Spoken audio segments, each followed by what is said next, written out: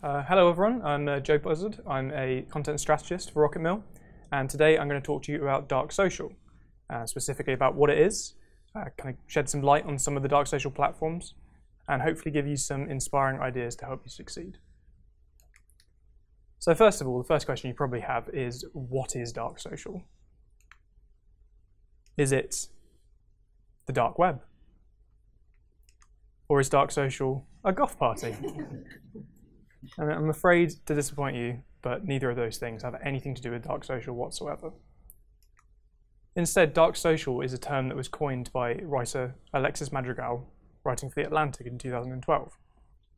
And basically the premise is that the sharing of content and links that is visible to brands is only the tip of the iceberg.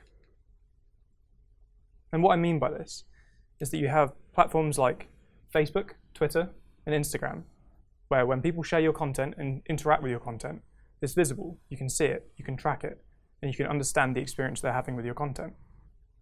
Contrast that with private social channels, like WhatsApp, Messenger, Kik, WeChat, and sharing via email. And as I said, these are private channels, which means they're not trackable. You can't see what people are doing with this content, you can't view their conversations. So, what I mean by this is pretty much how most of us probably share our content. We find a piece of content that we like, we copy the URL, paste it into an email, or whichever social channel we like, say WhatsApp, and then send it. And it's unbelievably something that we just do, and we don't think about it. We don't use sharing buttons as much as we think we do. And if you don't believe me, then I'll refer you to this Radium 1 study back in 2016, which showed that 84% of outbound sharing, which is people coming to your website, looking at your content, and deciding to share it with someone else, is through dark social. Compare that to 2014, so just 2 years prior, it was 74%. So it's a 10% increase in 2 years. So you can kind of see where the trend is going.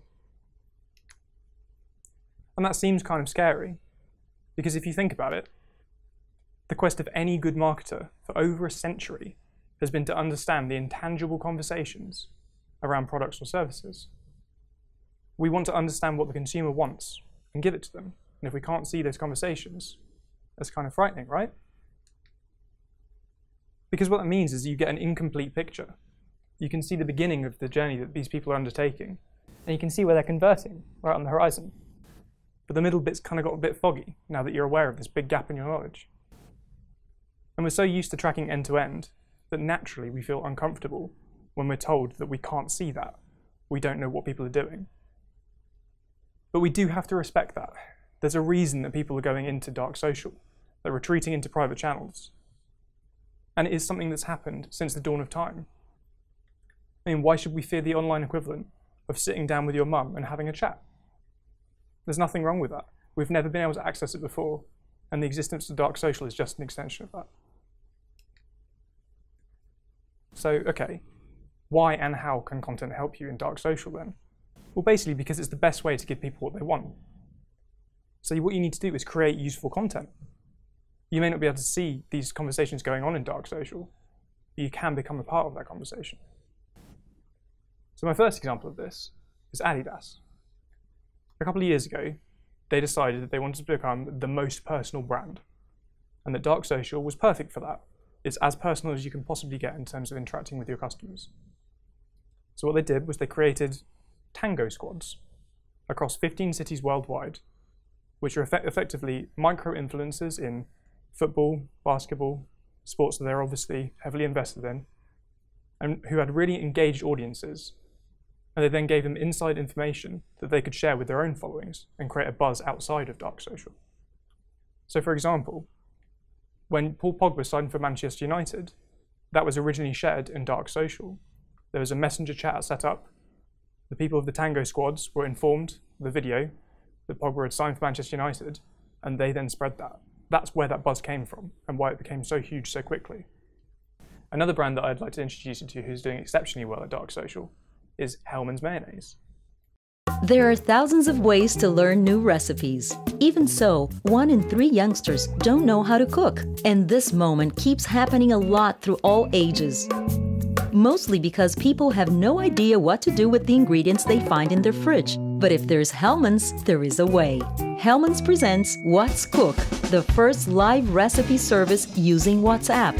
Just send us your number in our website, and our chefs get in touch with you. Through the biggest social network in Brazil, Hellmann's connects people to real chefs who are prepared to teach how to cook using exactly what you have in your refrigerator. You just have to take a picture, and instantly they come up with a delicious recipe with Hellmann's and teach you how to do it step by step. Do you think it's hard? They send images.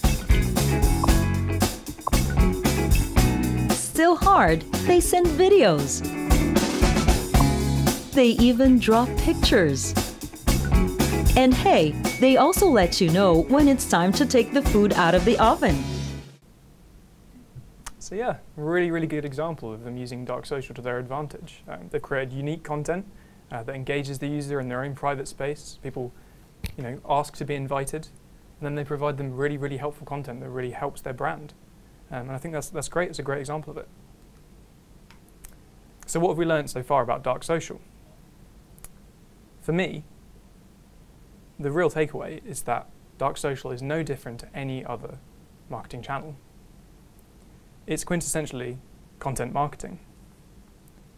It's not about the hard sell, but it's about building relationships by solving problems. And that's what content should do at the end of the day. And that's what your company should do at the end of the day. If you can't solve their problems, then you're not delivering on an experience that customers value. And what's more, we need to get over the fact that we can't track dark social. That is not the takeaway here. We just need to craft engaging, compelling content that resonates with your audience. And that's how you succeed at dark social and marketing. Thank you.